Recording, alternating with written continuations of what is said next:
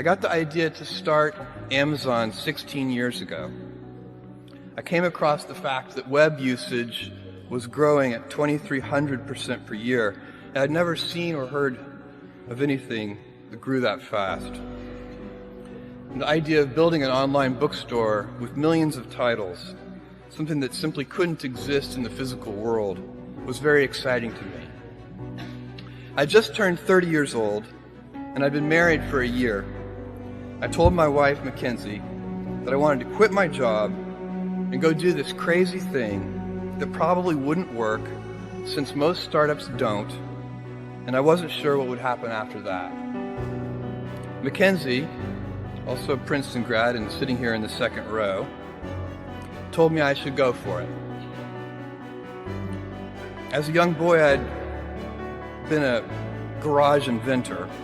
I'd invented an automatic gate closer out of cement-filled tires, a solar cooker that didn't work very well out of an umbrella and aluminum foil, baking pan alarms to entrap my siblings.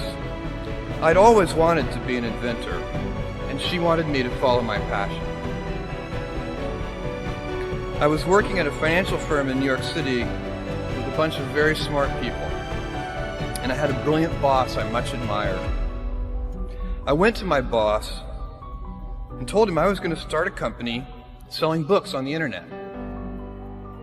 He took me on a long walk in Central Park, listened carefully to me, and finally said, "That sounds like a really good idea, but it would be an even better idea for someone who didn't already have a good job."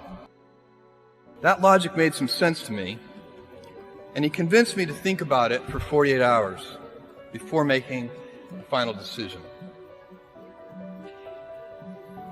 Seen in that light, it really was a difficult choice, but ultimately, I decided I had to give it a shot.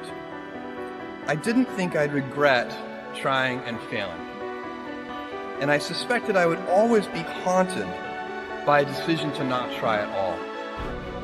After much consideration, I took the less safe path to follow my passion, and I'm proud of that choice.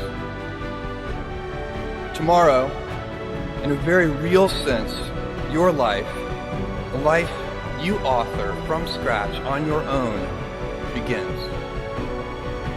How will you use your gifts? What choices will you make?